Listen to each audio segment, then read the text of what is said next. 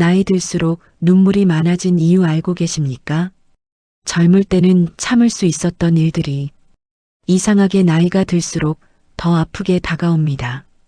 사람에게 지치고 가족에게 서운하고 마음 둘 곳조차 사라진 어느 날 밤. 그때 누군가는 조용히 부처님을 불렀습니다.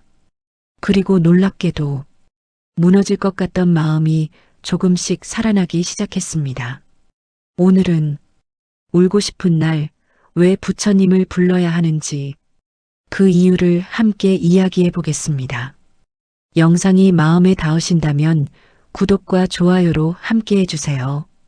그 어르신의 이름은 정말 평범했습니다. 복순이라는 이름. 1950년대 어느 시골 마을에서 태어나 15살부터 일을 시작하고 22살에 결혼하고 그 뒤로 50년 가까이 오직 가족만 바라보며 살아온 여인이었습니다. 자식 셋을 키웠습니다. 먹이고 입히고 공부시키고 결혼까지 시켰습니다. 손자도 봤습니다. 남들이 보기엔 참으로 복 많은 인생이었습니다. 그런데 이상한 일이 생겼습니다. 모든 것이 다 이루어졌다고 생각하는 바로 그 순간부터 복순 씨는 밤마다 눈물을 흘리게 되었습니다. 처음엔 자신도 몰랐습니다. 그냥 눈이 침침한 줄 알았습니다. 나이가 드니까 눈물샘이 약해지는 거라고 혼자 웃으며 넘겼습니다. 그런데 어느 날 밤 아무도 없는 부엌에 혼자 앉아 찬밥을 데우다가 문득 눈물이 쏟아졌습니다. 이유도 몰랐습니다. 그냥 쏟아졌습니다. 무엇이 슬픈 것도 아니었습니다. 누가 뭔 말을 한 것도 아니었습니다. 그날따라 특별히 나쁜 일이 있었던 것도 아니었습니다. 그냥 그 찬 부엌에 혼자 있다는 것이 그렇게까지 눈물이 나더랍니다. 복순 씨는 얼른 소매로 눈을 닦았습니다. 만약 남편이 나왔다가 보기라도 하면 무슨 말을 해야 할지 몰라서였습니다. 자식이 전화라도 걸어오면 목소리가 떨릴까봐 얼른 마음을 다잡았습니다. 그리고 아무 일도 없었다는 듯 밥을 퍼서 상 위에 올렸습니다. 그렇게 또 하루를 끝냈습니다. 사람들은 나이든 어른을 보면 이렇게 생각합니다. 저분은 다 살아보셨으니까 다 아시겠지. 저분은 이제 힘든 거 다 지나셨겠지. 저 나이쯤 되면 마음이 편하실 거야. 그런데 막상 그 나이가 되어 보면 전혀 그렇지 않습니다. 오히려 더 외로워집니다. 젊을 때는 바빠서 외로운 줄도 몰랐습니다. 애들 뒷바라지에, 생계에, 집안일에 하루가 어떻게 지나가는지도 몰랐습니다.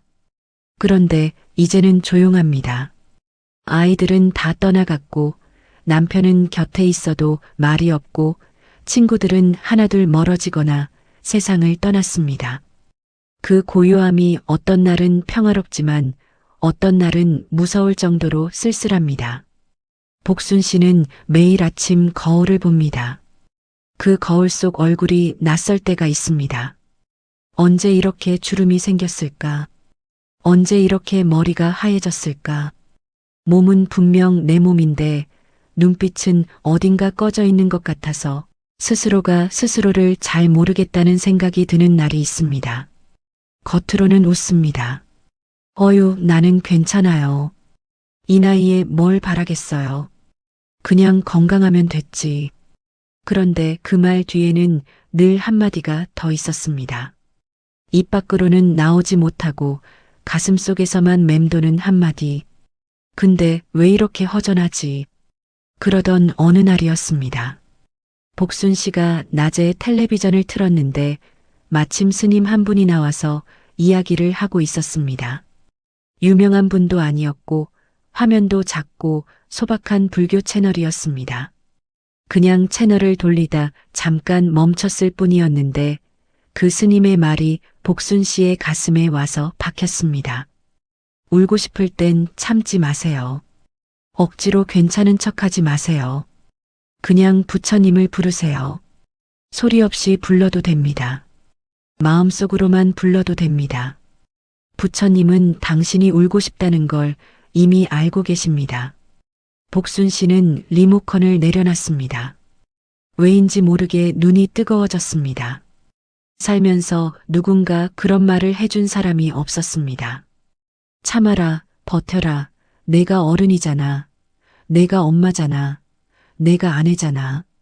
그런 말은 수도 없이 들었지만 울고 싶으면 울어도 된다는 말은 그 어디서도 그 누구에게서도 들어본 적이 없었습니다. 그 말 한마디가 50년 묵은 무언가를 건드렸습니다. 복순 씨는 그날 밤 아주 조용히 두 손을 모았습니다. 불단도 없었고 향도 없었고 절도 몰랐습니다. 그냥 이불 속에서 두 손을 꼭 쥐고 마음속으로 불렀습니다. 부처님. 그 한 글자를 부르는 순간 눈물이 흘렀습니다. 소리도 없이 이유도 없이 그냥 흘렀습니다. 그런데 이상하게도 그 눈물이 싫지 않았습니다. 오히려 오랫동안 막혀있던 무언가가 조금씩 풀리는 것 같았습니다. 그날 밤 복순 씨는 처음으로 편하게 잠이 들었습니다. 부처님의 가르침 중에 이런 말씀이 있습니다. 고통을 느끼는 것은 잘못이 아니다. 고통을 느끼면서도 그것을 숨기려는 것이 오히려 더 큰 고통을 만든다. 우리는 살면서 수없이 많은 것을 참아왔습니다. 어른이니까, 부모니까, 강해야 하니까, 누군가에게 짐이 되고 싶지 않아서 그렇게 참고 또 참다 보면 어느 순간 내 마음이 어디 있는지조차 모르게 됩니다. 그런데 부처님은 말씀하십니다. 내 마음이 지쳐 있다면 그것을 먼저 알아야 한다. 내가 힘들다는 것을 아는 것, 내가 외롭다는 것을 인정하는 것, 내가 울고 싶다는 것을 숨기지 않는 것, 그것이 바로 수행의 시작이라고 합니다. 복순 씨처럼 겉으로는 웃고 있지만 안으로는 무너지고 있는 분이 계신다면 오늘 이 이야기가 그 마음에 조금이라도 닿기를 바랍니다. 당신이 울고 싶다면 울어도 됩니다. 당신이 힘들다면 힘들다고 해도 됩니다. 부처님은 그 모든 것을 다 알고 다 들으시고 다 품어주십니다. 아무에게도 말하지 못한 상처, 사람의 마음속에는 저마다 하나씩 못이 박혀 있습니다. 어떤 이는 젊은 날 가난의 못을 받고 살아왔고, 어떤 이는 배신의 못을, 어떤 이는 후회의 못을 받고 살아왔습니다. 그 못은 눈에 보이지 않습니다. 손으로 만져지지도 않습니다. 그런데 어느 날 문득 오래된 기억 하나가 스치고 지나가면 그 못이 다시 쿡 찌릅니다. 아무것도 아닌 것 같던 날에도 이유 없이 마음이 쓰리고 눈물이 나는 것은 대부분 그 못 때문입니다. 복순 씨에게도 그런 못이 있었습니다. 그것은 아주 오래전 일이었습니다. 복순 씨가 결혼한 지 3년째 되던 해였습니다. 시어머니와의 갈등이 심해지던 때였고 돈도 없었고 애는 어렸고 남편은 바깥일로 늘 지쳐 있었습니다. 어느 날 저녁 남편이 퇴근해서 들어왔는데 밥상이 마음에 들지 않았던 모양이었습니다. 찬이 부실하다고 국이 짜다고 작은 말 한마디를 했습니다. 복순 씨도 그날은 몸이 좋지 않았고 아이가 하루 종일 보채서 지쳐 있었습니다. 억울한 마음이 올라왔습니다. 그래서 조심스럽게 말했습니다. 나도 오늘 많이 힘들었어. 그 말이 끝나기도 전에 남편이 내뱉은 말이 있었습니다. 당신은 왜 늘 부족하냐? 그 말이었습니다. 딱 그 한마디였습니다. 복순 씨는 그 자리에서 아무 말도 하지 못했습니다. 억울하다는 말도 서럽다는 말도 나도 최선을 다했다는 말도 하지 못했습니다. 그냥 돌아서서 부엌으로 들어갔습니다. 수도꼭지를 틀고 설거지를 하는 척하면서 흘러내리는 눈물을 물소리에 묻었습니다. 그날 이후로 복순 씨의 마음속에 무언가 조금씩 변했습니다. 자신이 무언가를 잘했을 때도 과연 이게 맞는 건가 하고 의심부터 하게 됐습니다. 누군가에게 칭찬을 들어도 그냥 하는 말이겠지 싶었습니다. 스스로를 믿지 못하게 됐습니다. 나는 왜 늘 부족할까? 나는 왜 잘하는 게 없을까? 그 물음이 마음속에 자리를 잡고 세월이 지나도 떠나지 않았습니다. 한 사람에게 들은 말 한마디가 한 사람의 평생을 바꿔버릴 수 있습니다. 그것이 얼마나 무서운 일인지 말한 사람은 아마 평생 모를 것입니다. 그런데 그보다 더 아팠던 것은 그 말을 아무에게도 하지 못했다는 것입니다. 친정 어머니에게도, 친한 친구에게도, 자식들에게도 그 말이 얼마나 깊이 박혔는지, 얼마나 오래 가슴을 쑤셔댔는지 한 번도 털어놓지 못했습니다. 왜였을까요? 부끄러워서였습니다.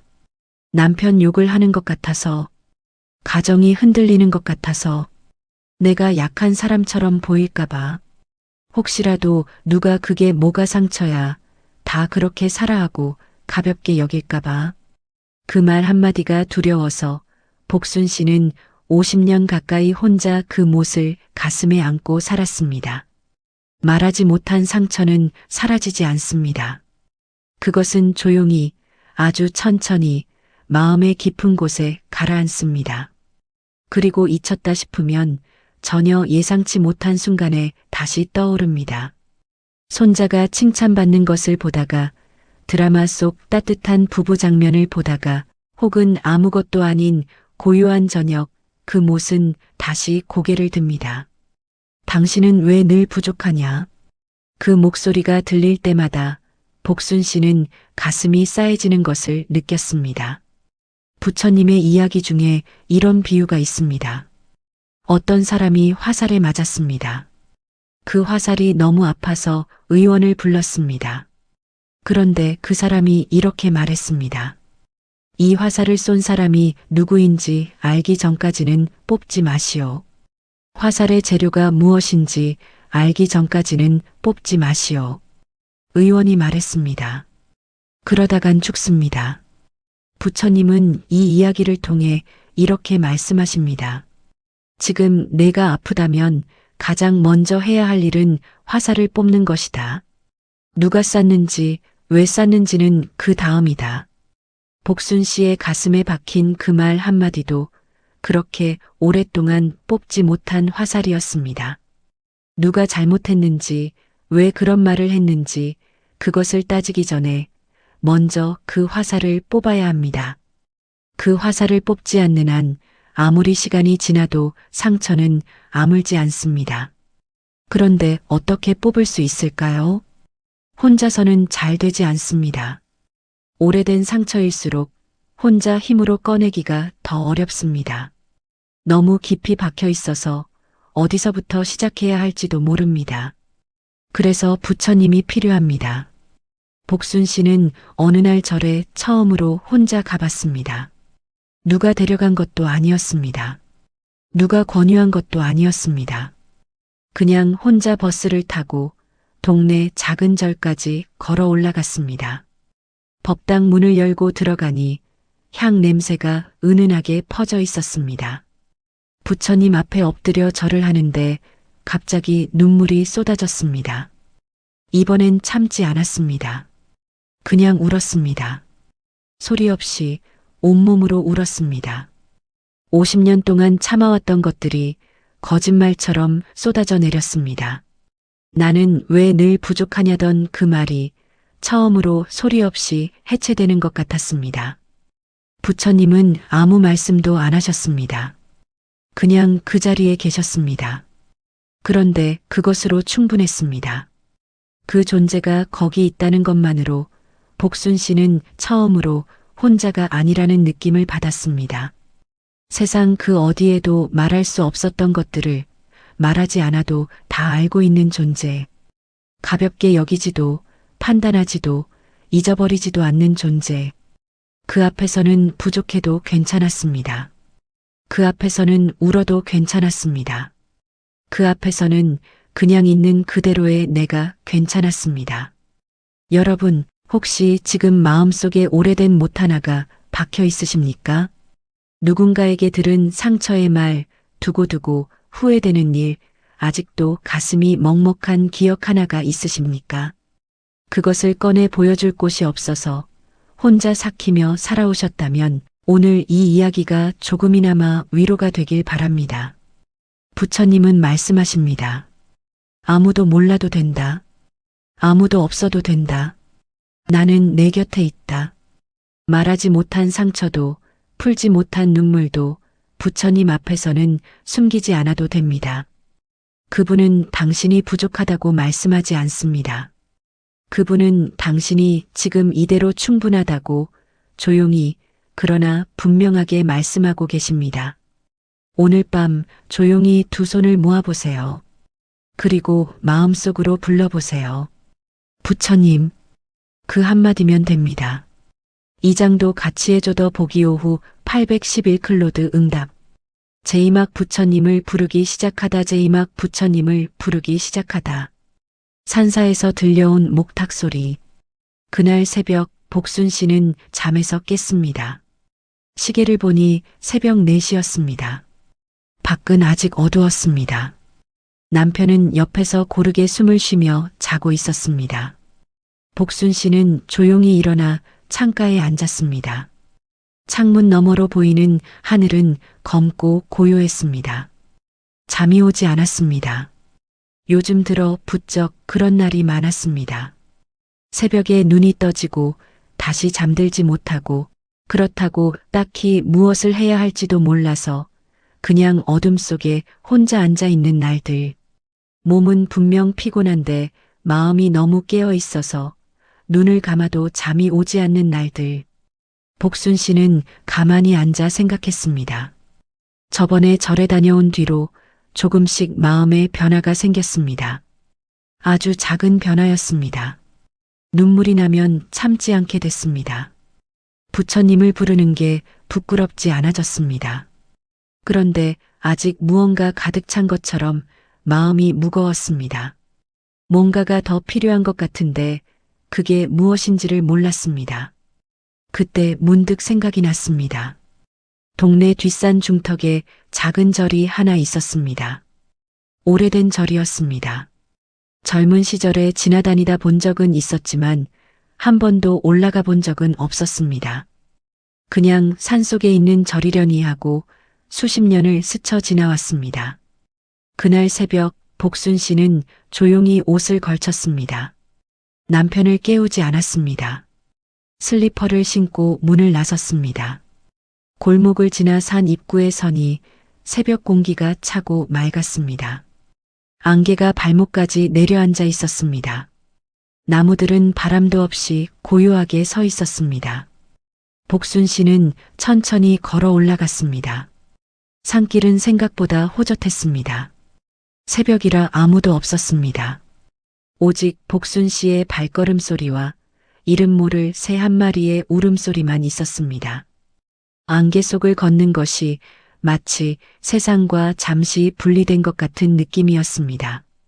아무것도 요구하지 않는 공간, 아무것도 설명하지 않아도 되는 시간.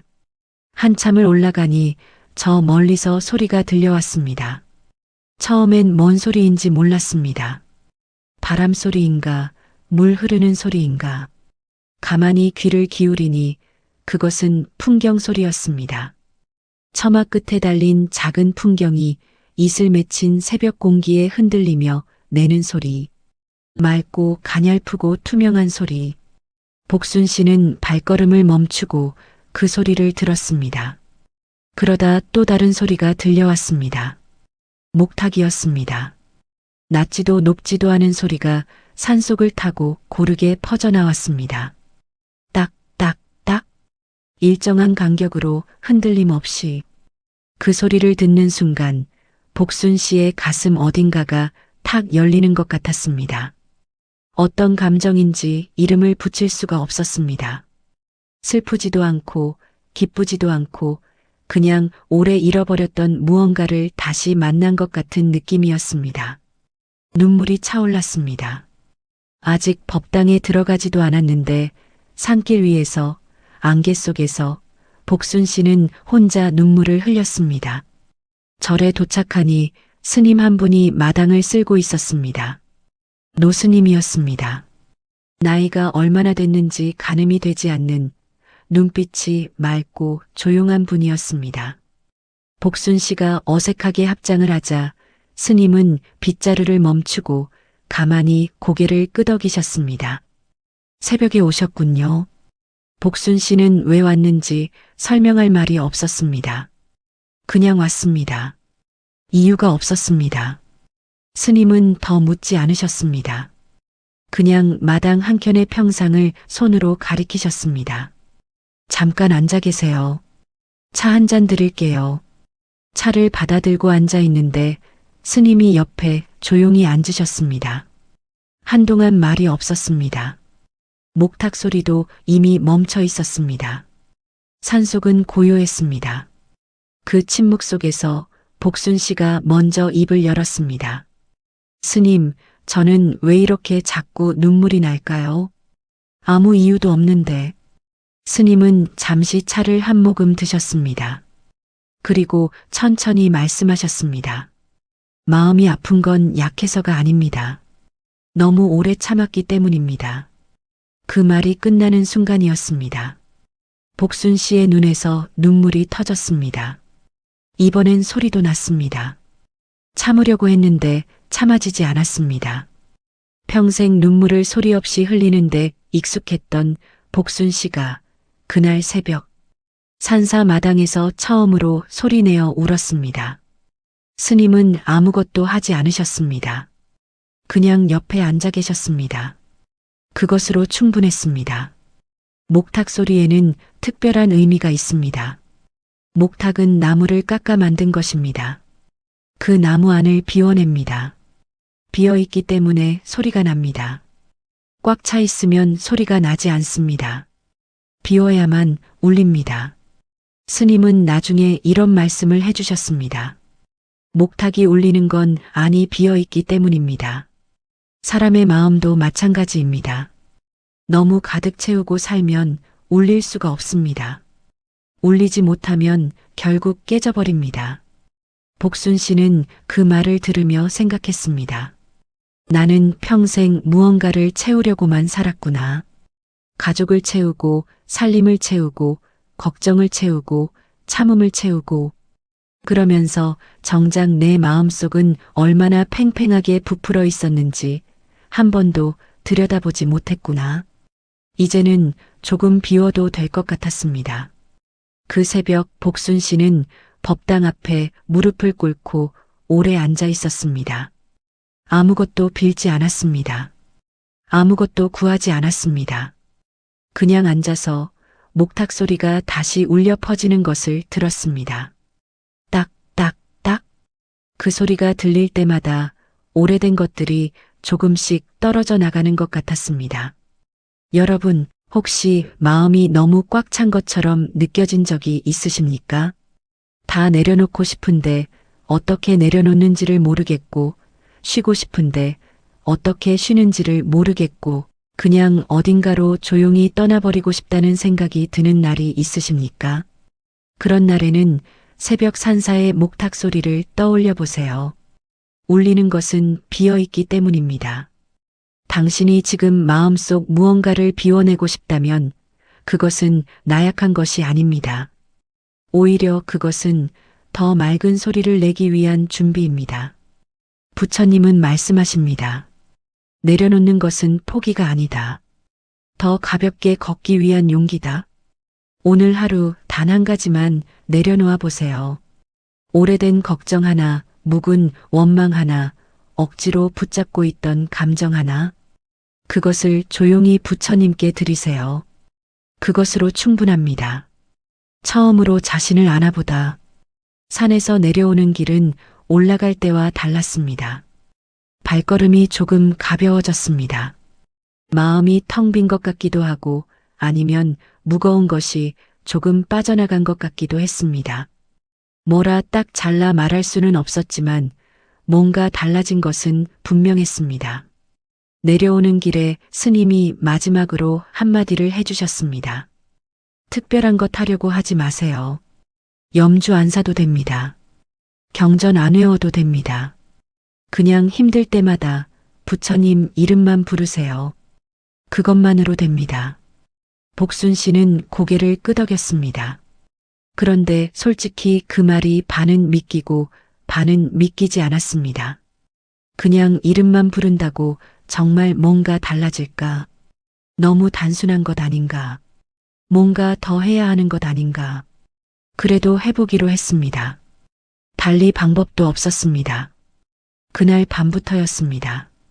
복순 씨는 잠자리에 들기 전 이불 속에서 두 손을 모았습니다. 그리고 아주 작게 입술만 움직이며 중얼거렸습니다. 나무 아미타불. 어색했습니다. 왠지 제대로 하는 건지 모르겠고 발음이 맞는 건지도 모르겠고 이게 과연 기도가 맞는 건지도 모르겠어서 첫날은 3번 부르고 그냥 잠이 들었습니다. 다음 날도 했습니다. 그 다음 날도 했습니다. 처음 일주일은 아무 변화도 없었습니다.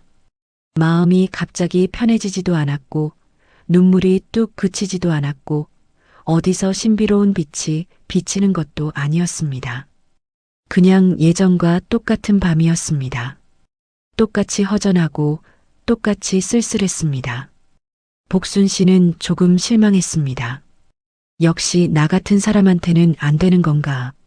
그런데 스님의 말이 떠올랐습니다. 특별한 것 하려고 하지 말라고.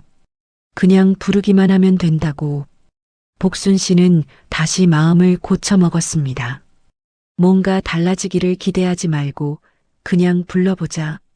결과를 바라지 말고 그냥 오늘 하루 이름 하나를 부르는 것으로 충분하다고. 나무 아미타불, 나무 아미타불.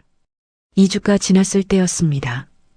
어느 날 밤 복순 씨가 늘 하던 대로 이불 속에서 나무 아미타불을 부르고 있는데 문득 이상한 느낌이 들었습니다. 가슴속 어딘가가 아주 조금 따뜻해지는 것 같은 느낌이었습니다.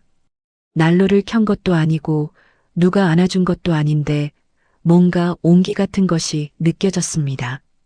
복순 씨는 눈을 감고 가만히 그 느낌에 집중했습니다. 그러다 스스로도 모르게 이런 생각이 들었습니다. 내가 나한테 너무 가혹했구나. 그 생각이 어디서 왔는지 몰랐습니다. 갑자기 떠올랐습니다.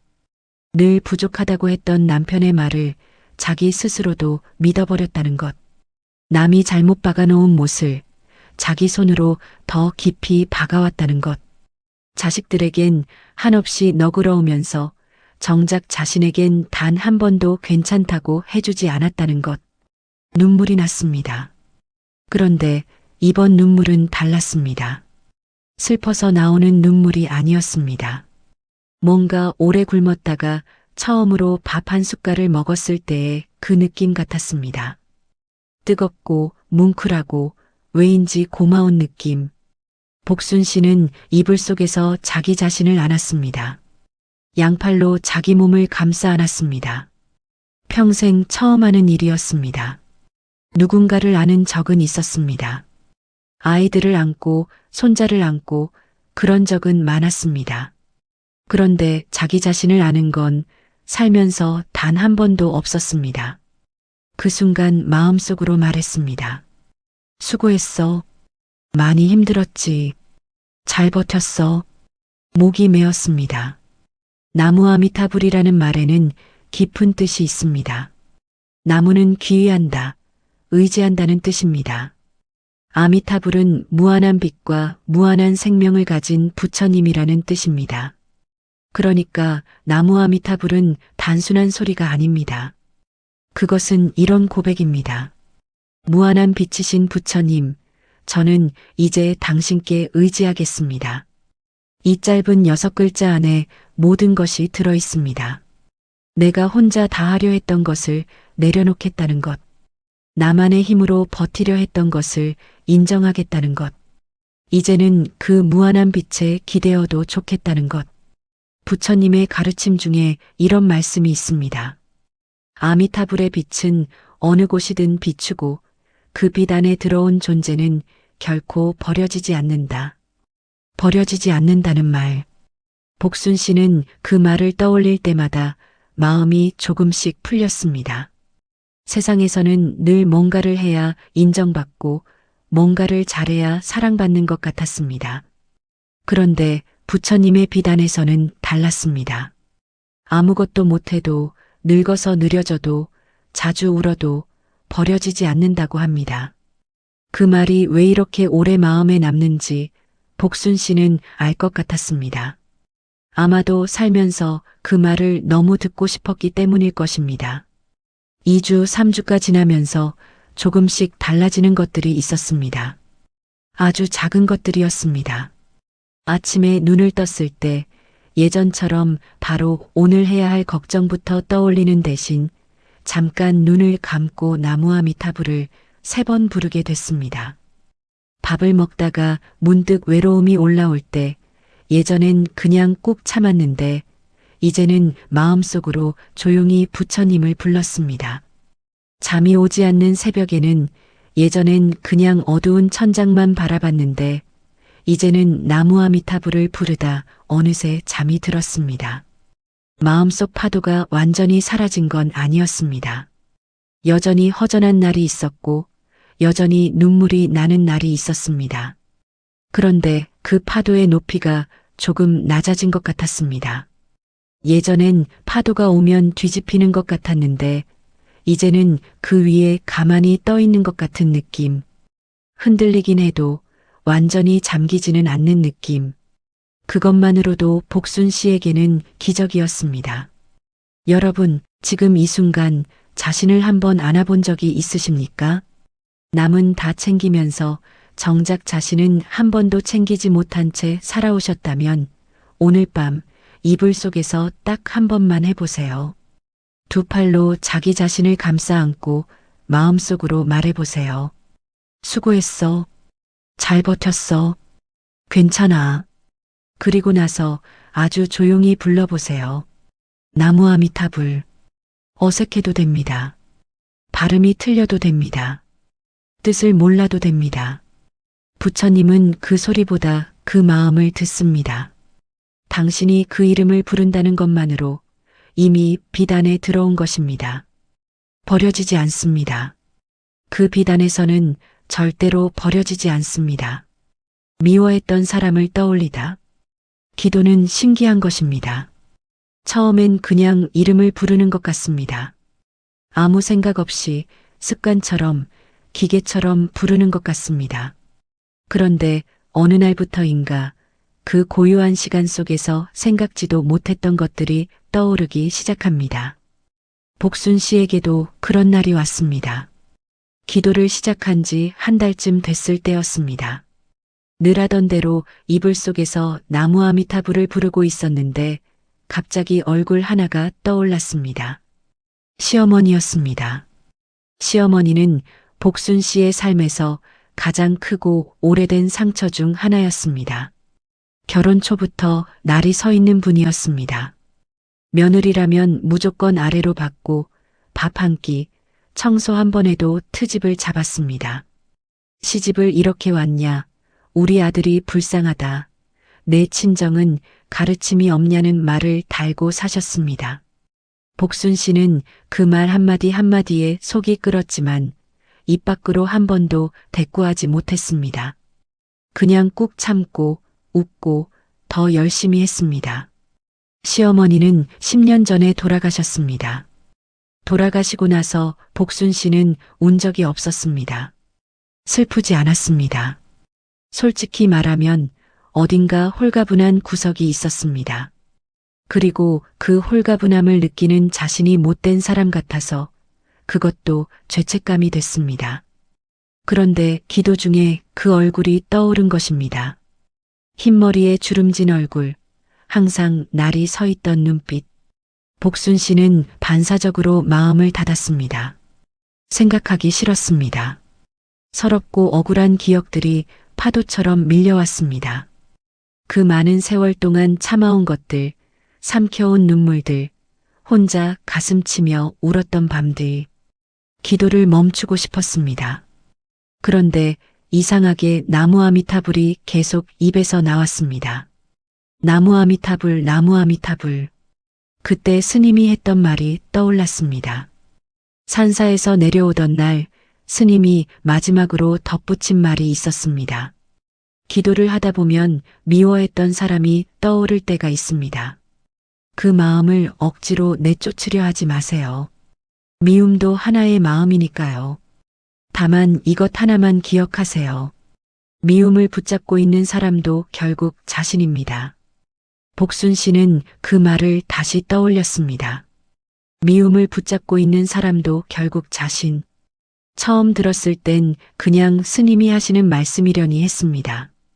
그런데 지금 이 순간 그 말이 다르게 와닿았습니다. 시어머니는 10년 전에 돌아가셨습니다. 그분은 이제 없습니다. 그런데 복순 씨의 마음속에는 여전히 그분이 살아있었습니다. 복순 씨의 가슴 안에서 여전히 날 선말을 던지고 있었습니다. 10년 동안 복순 씨는 혼자 그 사람을 먹이고 있었던 것입니다. 그 생각이 드는 순간 복순 씨는 멍해졌습니다. 자신을 가장 괴롭힌 건 세상이 아니었습니다. 그 사람도 아니었습니다. 놓지 못한 자신의 마음이었습니다. 아직도 억울하다고, 아직도 분하다고, 아직도 그 말이 맞는 것 아닌가 하고 붙들고 있는 자신의 마음이 스스로를 가장 오래 가장 깊이 괴롭혀 온 것이었습니다. 눈물이 났습니다. 그런데 이번엔 억울해서 나오는 눈물이 아니었습니다. 부처님은 이런 말씀을 하셨습니다. 분노는 뜨거운 숯을 손에 쥐고 남에게 던지려는 것과 같다. 가장 먼저 되는 사람은 당신 자신이다. 복순 씨는 50년 가까이 그 숯을 손에 쥐고 살았습니다. 손이 얼마나 탔을지, 마음이 얼마나 지쳤을지, 이제야 조금 알 것 같았습니다. 그렇다고 그것이 쉽게 풀리는 건 아닙니다. 오해하면 안 됩니다. 용서는 그 사람이 잘했다고 인정하는 것이 아닙니다. 상처가 없었다고 부정하는 것도 아닙니다. 그저 내가 더 이상 그 숯을 쥐고 있지 않겠다는 결심입니다. 내 손을 지키기 위해, 내 마음을 지키기 위해 그냥 내려놓는 것입니다. 그것이 용서의 진짜 의미라고 부처님은 말씀하십니다. 용서는 상대를 위한 것이 아니다. 나 자신을 자유롭게 하기 위한 것이다. 복순 씨는 그날 밤 시어머니의 얼굴을 떠올리며 처음으로 이렇게 말했습니다. 소리내서 한 건 아니었습니다. 마음속으로 했습니다. 당신도 힘든 삶을 사셨겠죠. 당신도 상처가 있었겠죠. 그래서 그러셨겠죠. 그 다음 말은 쉽게 나오지 않았습니다. 한참이 걸렸습니다. 그래도 결국 아주 작은 목소리로 말했습니다. 이제는 편히 가세요. 그 말을 끝내는 순간 복순 씨는 뭔가 기다란 것이 가슴속에서 스르르 빠져나가는 것을 느꼈습니다. 마치 오래된 가시 하나가 아주 천천히 조심스럽게 뽑혀나가는 것 같은 느낌. 완전히 사라진 건 아니었습니다. 하지만 분명히 조금 가벼워졌습니다. 여러분, 지금 마음속에 미워하는 사람이 있으십니까? 아직도 가슴에 억울함이 남아있는 사람, 생각만 해도 속이 쓰린 사람, 이름만 들어도 가슴이 내려앉는 사람이 있으십니까? 그 마음은 잘못이 아닙니다. 그만큼 상처가 깊었다는 뜻입니다. 그만큼 당신이 오래 버텨왔다는 뜻입니다. 다만 오늘 이 이야기를 들으셨다면 딱 한 가지만 생각해 보세요. 그 미움을 붙잡고 있는 사람이 지금 나라면 가장 힘든 사람도 나입니다. 그 숯을 이제 내려놓아도 됩니다. 부처님께 드리세요.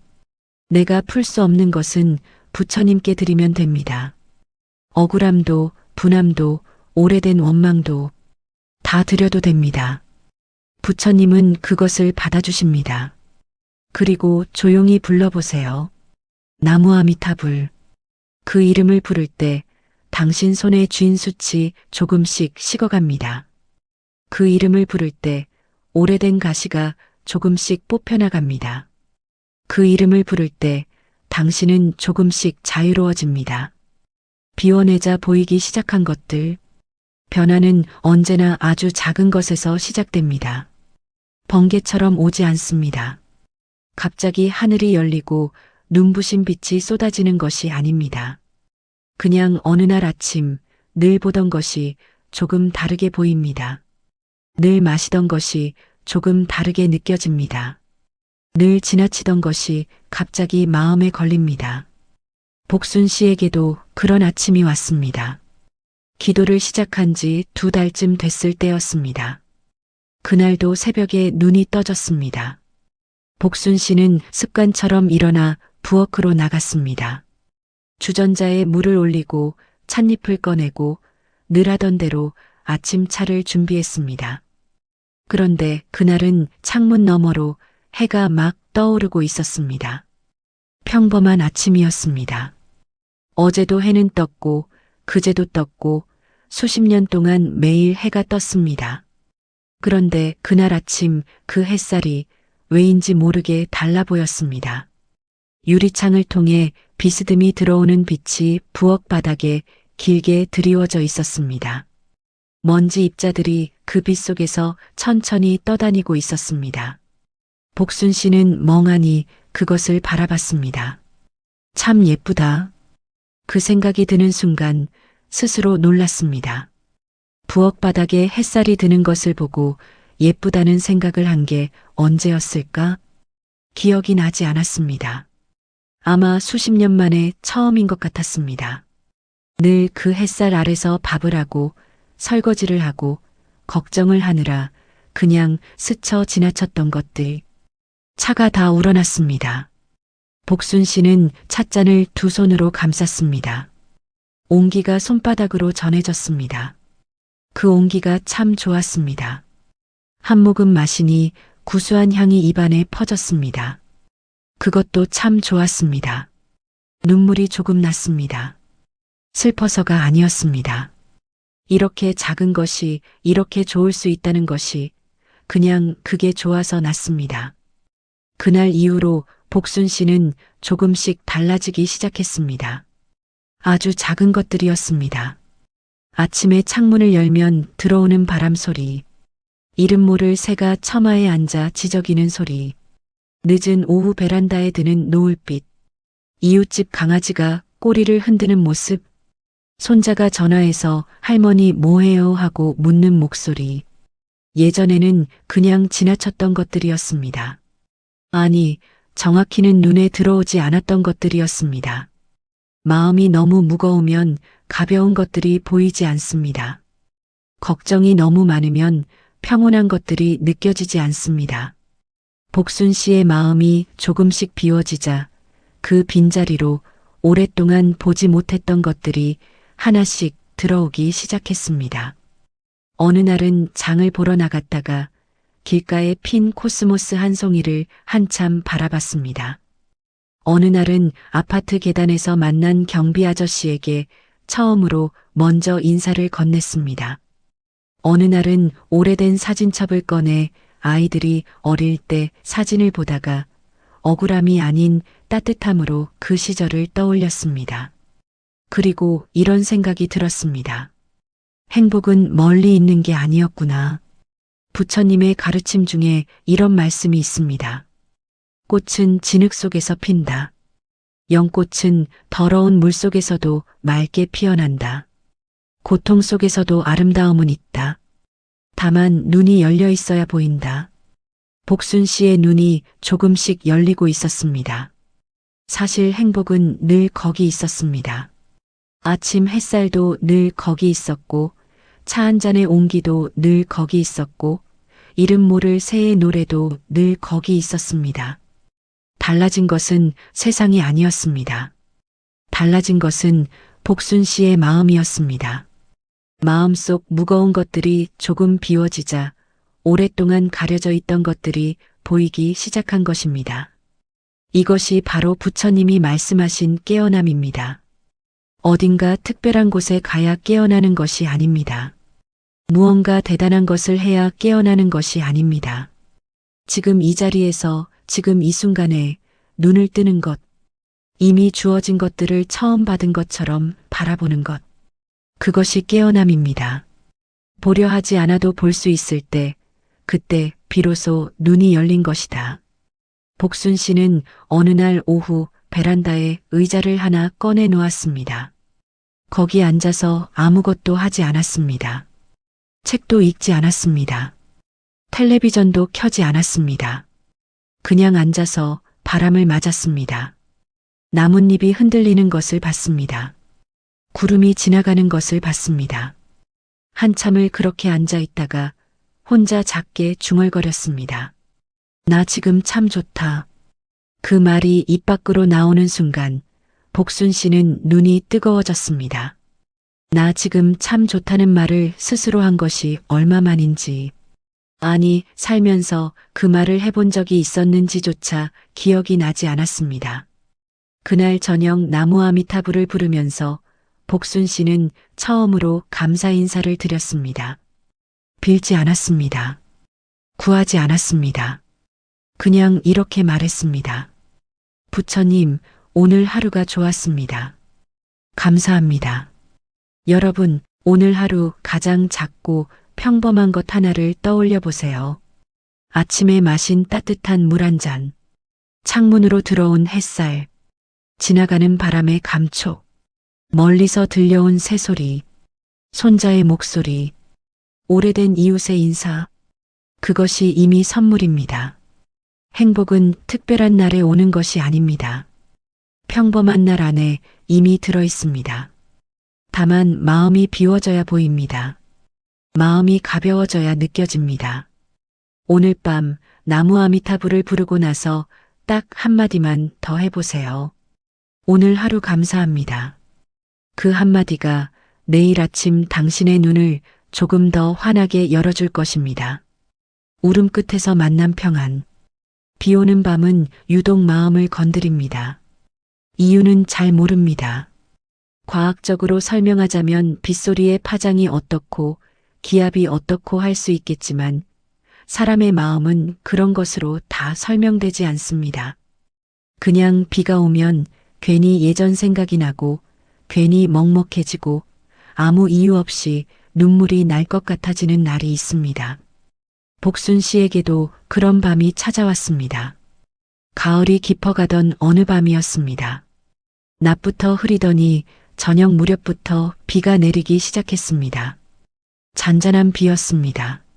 세차게 퍼붓는 것이 아니라 그냥 조용히 내리는 비. 창문을 두드리는 빗소리가 마치 누군가 조심스럽게 문을 두드리는 것 같았습니다. 남편은 일찍 잠이 들었습니다. 복순 씨는 혼자 거실에 앉았습니다. 불은 끄고 창문 너머로 내리는 빗소리만 들었습니다. 가로등 불빛에 빗줄기가 반짝이며 내리는 것이 보였습니다. 복순 씨는 그 빛을 바라보다가 자기도 모르게 눈물이 났습니다. 처음엔 왜 우는지 몰랐습니다. 그냥 울었습니다. 그러다 천천히, 아주 천천히 그 눈물의 근원을 따라가다 보니 이번에는 예전과 달랐습니다. 억울해서가 아니었습니다. 서러워서도 아니었습니다. 절망해서도 아니었습니다. 이것은 다른 종류의 눈물이었습니다. 평생 자기 자신을 미워하며 살아온 시간들이 눈앞을 지나갔습니다. 나는 늘 부족하다고 믿어왔던 세월. 잘해도 칭찬받을 자격이 없다고 스스로 깎아내리던 날들. 자식이 성공하면 남편 덕이라 하고 뭔가 잘못되면 내 탓이라고 했던 기억들. 남들에겐 한없이 너그러우면서 자신에겐 한 번도 괜찮다고 말해주지 못했던 50년.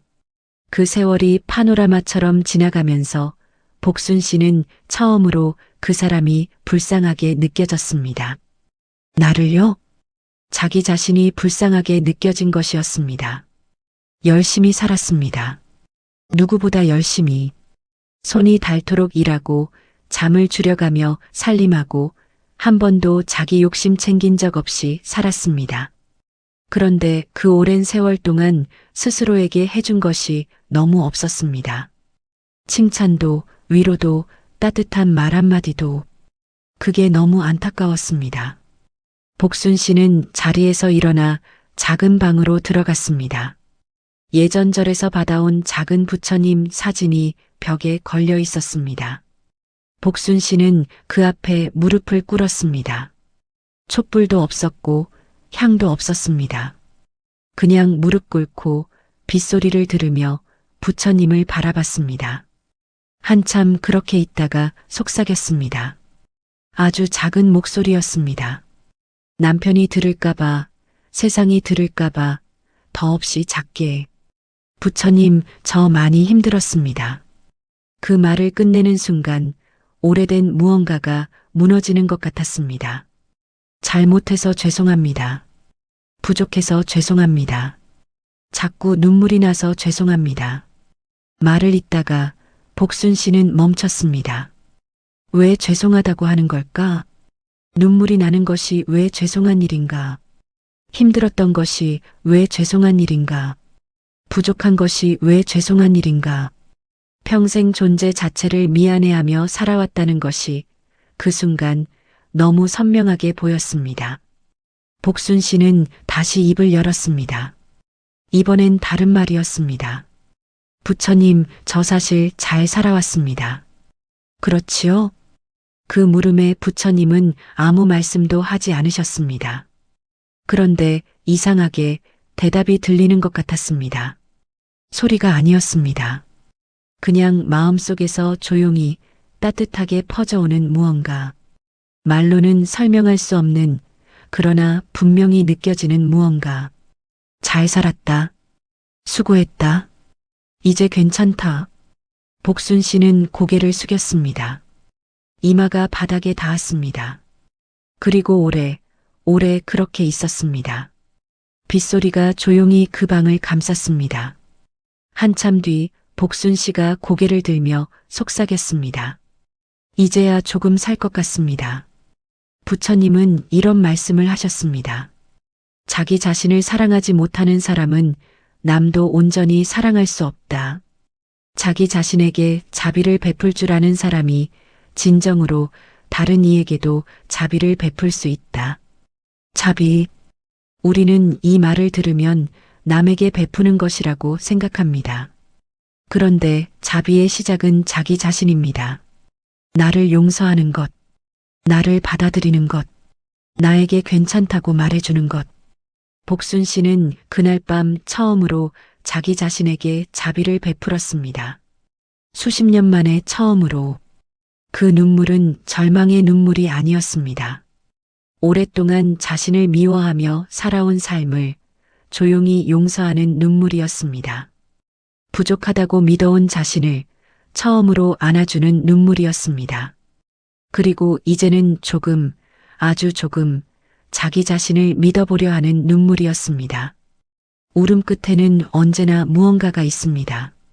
절망으로 흘리는 눈물 끝에는 더 깊은 어둠이 있을 수 있습니다.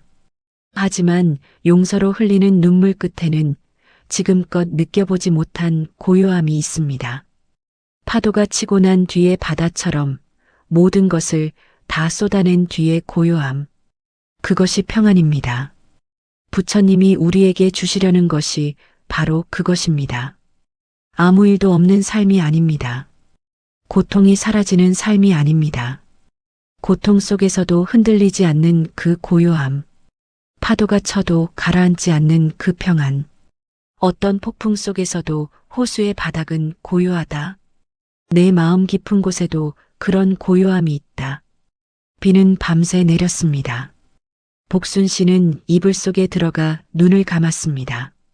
빗소리가 자장가처럼 들렸습니다. 나무 아미타불을 몇 번 부르다가 그냥 스르르 잠이 들었습니다. 그날 밤 꿈을 꿨습니다. 연꽃이 피어있는 넓은 연못이었습니다. 물은 맑았고 바람은 없었고 연꽃들은 고요하게 피어 있었습니다. 복순 씨는 그 연못 앞에 서서 한참을 바라봤습니다. 아무것도 하지 않아도 됐습니다. 그냥 거기 서서 그냥 바라보면 됐습니다. 꿈에서 깨어났을 때 얼굴에는 아직 눈물 자국이 있었습니다. 그런데 마음은 오래간만에 참 가벼웠습니다. 여러분, 지금 흘리고 계신 눈물이 있다면 그것을 부끄러워하지 마세요. 눈물은 약함이 아닙니다. 눈물은 마음이 살아있다는 증거입니다. 아직 느끼고 있다는 것이고, 아직 회복할 수 있다는 것이고, 아직 따뜻해질 수 있다는 것입니다. 다만 절망으로 우는 것과 용서로 우는 것은 다릅니다. 오늘 밤 눈물이 나신다면 그 눈물을 절망에게 주지 마세요. 부처님께 드리세요. 그리고 이렇게 속삭여 보세요. 부처님, 저 많이 힘들었습니다.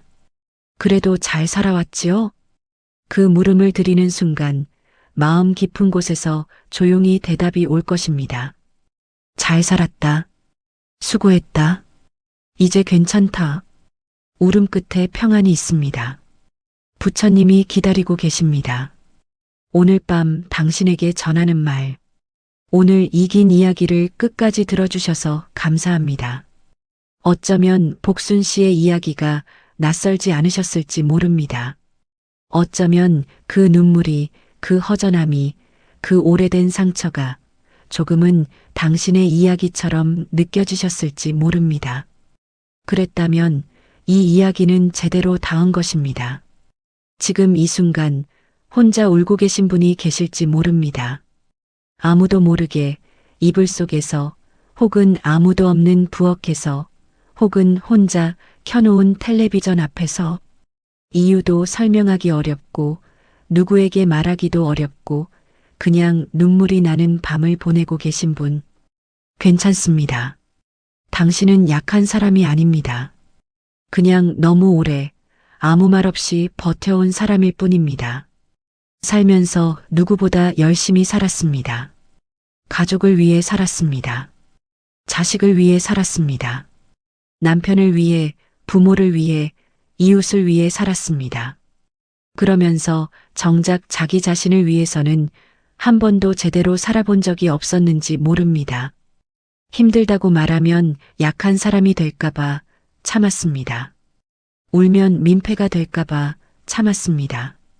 나이 들어서 이런 감정을 느끼는 것이 부끄러워서 참았습니다.